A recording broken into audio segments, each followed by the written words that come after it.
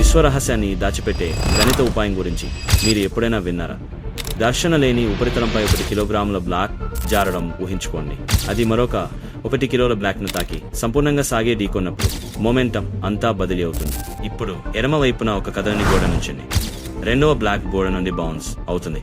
తరువాత మొదటి దానిలోకి తిరిగి ఢీకొంటుంది. కేవలం 3 ఢీకొన్న తర్వాత ప్రతిదీ ఆగిపోతుంది. కానీ ఇక్కడ అది వింతగా ఉంటుంది.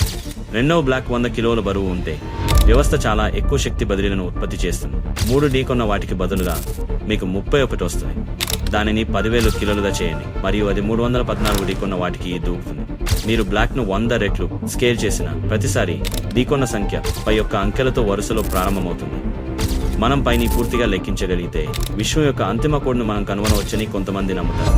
శాస్త్రవేత్తలు ఇప్పటికే దానిని లెక్కించారు. మేము చరిత్ర మరియు వాస్తవాలు వీడియోలను చేయడం ప్రారంభించాలనుకుంటున్నాను, కాబట్టి నేను వాటిని ఈ ఛానల్లో షేర్ చేస్తాను.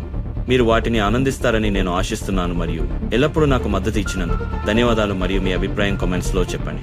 సబ్స్క్రైబ్ చేసుకోండి, లైక్ చేయడం మర్చిపోవద్దు.